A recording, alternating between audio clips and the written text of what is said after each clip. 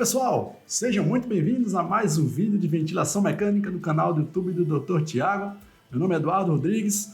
Vamos hoje tocar um assunto que é muito legal, muito importante no nosso dia a dia, principalmente para esses pacientes com SDRA, para aqueles doentes que evoluíram com a piora clínica no COVID, que estão em ventilação mecânica e que tem mostrado uma grande importância na questão mortalidade para os pacientes. É um conceito relativamente novo, foi descrito a primeira vez com uma certa relevância científica no ano 2015 e que de lá para cá só tem ganhado espaço no âmbito da ventilação protetora nas estratégias de proteção pulmonar, a famosa, a conhecida driving pressure.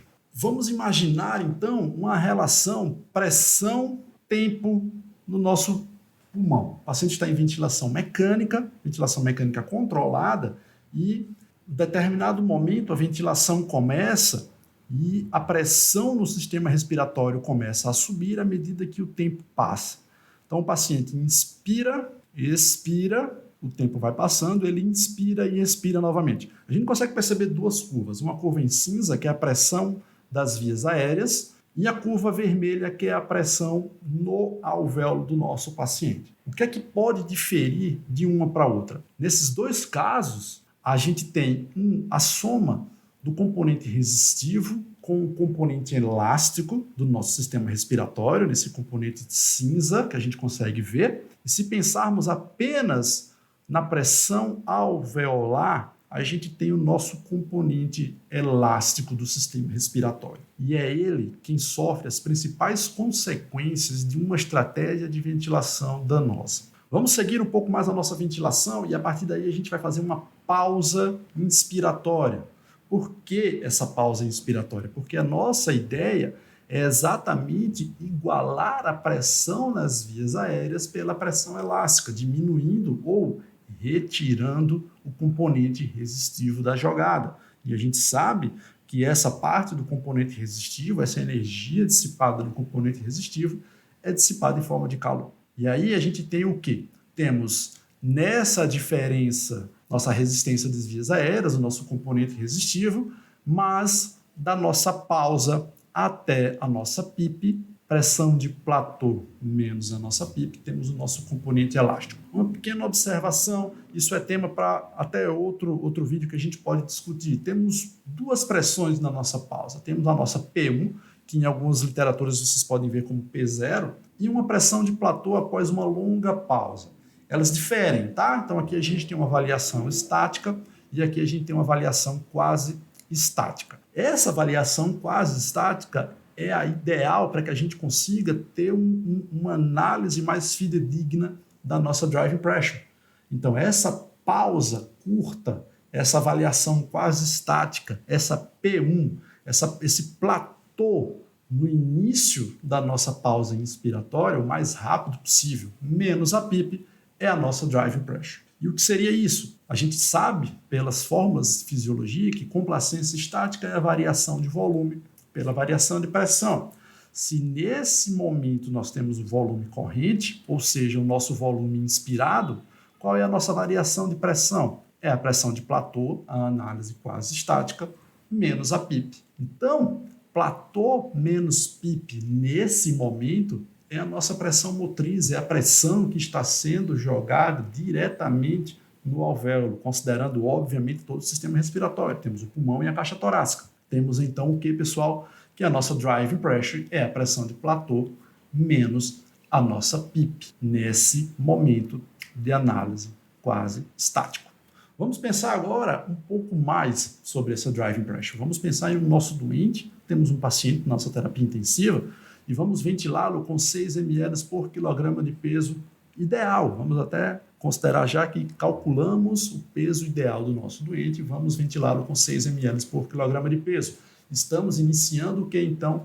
Uma estratégia protetora de ventilação mecânica. E para facilitar as contas, esse cálculo de peso ideal dá um volume corrente inspirado de 500 ml. Vamos colocar esses 500 ml no paciente, nesse nosso doente, que tem um pulmão normal, considerando a complacência estática do sistema respiratório normal, que a gente vê no nosso dia a dia em torno de 50 mililitros por centímetro de água, fica muito fácil a gente perceber então que temos uma pressão de platô menos PIP, uma driving pressure de 10 centímetros de água. É uma pressão muito considerada até pequena, uma pressão considerada tolerável para um doente em terapia intensiva, para um doente em ventilação mecânica. Mas vamos imaginar agora que esse paciente ele tem um pulmão inflamado, temos uma pneumonia, temos um caso de SARA pulmonar, SARA extrapulmonar instituída, e que temos agora uma redução na complacência do sistema respiratório por aquele conceito do baby lung que vimos em vídeos anteriores, que temos apenas o que então? Uma pequena parcela desse pulmão funcionante, o nosso baby lung.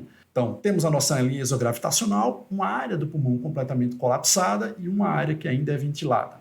Esse pulmão funcional, dos 500 ml, ele vai suportar apenas, digamos, 200 ml. Dos 500 ml que a gente vai fornecer para o nosso paciente, 300 seria direcionado para o pulmão colapsado, para um pulmão inflamado, para um pulmão que não vai suportar esse volume, e os outros 200 seria para o pulmão funcionante, para o nosso baby lung. A complacência, nesse caso, caiu para 2/5. Então, a gente tem, ao invés de uma complacência de 50, temos uma complacência de 20 ml por centímetro de água. E se continuarmos fornecendo os mesmos 500 ml, ou seja, os mesmos 6 ml por quilograma de peso, esse volume ele vai ser redistribuído de uma forma completamente diferente. Dessa forma, a gente tem uma pressão de platô menos a PIP de 25 centímetros de água. Temos uma driving pressure de 25 centímetros de água.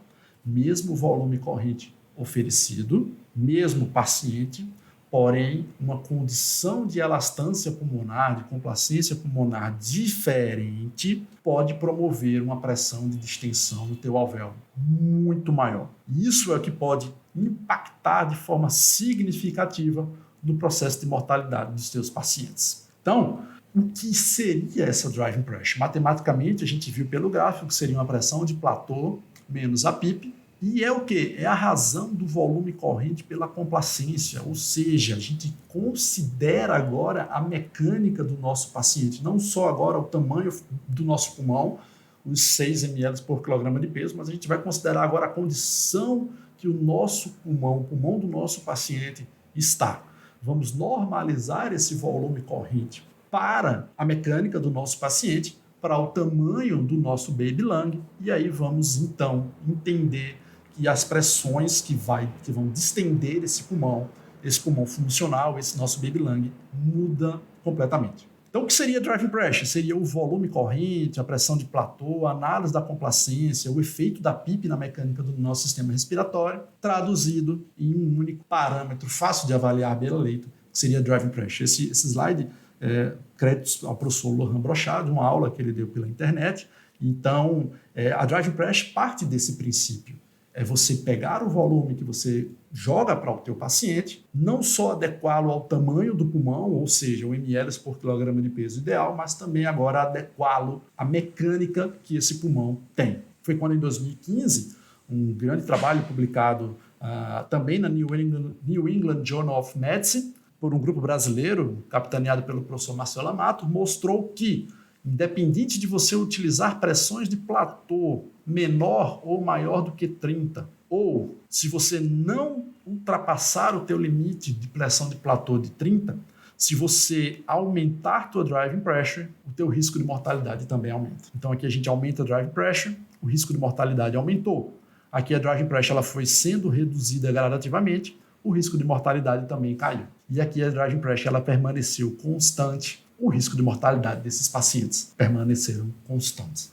Eles acharam, os pesquisadores acharam esse valor de normalidade de 15 centímetros de água. Ou seja, pessoal, vamos colocar na nossa cabeça, não é só a gente pensar nos 6 ml por quilograma de peso. Temos que avaliar a mecânica do nosso paciente e perceber e avaliar se esses 6 ml por quilograma de peso se ajusta adequadamente à mecânica do teu paciente. Então você pode ter uma UTI com 10 leitos, 10 pacientes do mesmo tamanho, com o mesmo peso ideal, e você pode acabar ventilando com volumes correntes diferentes para cada um. Exatamente porque a mecânica do sistema de cada paciente pode ser diferente e isso é traduzido pela driving pressure. Por isso que é muito importante a gente ventilar, a gente analisar a nossa driving pressure na nossa ventilação mecânica, porque ela está fortemente associada à mortalidade em doentes com SDRA.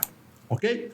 Segue essa dica, continua seguindo o canal do YouTube do Dr. Tiago, que vai ter muito vídeo legal de ventilação, da área médica, dessa grande enciclopédia de medicina que temos disponível às nossas mãos. Valeu? Forte abraço e até a próxima!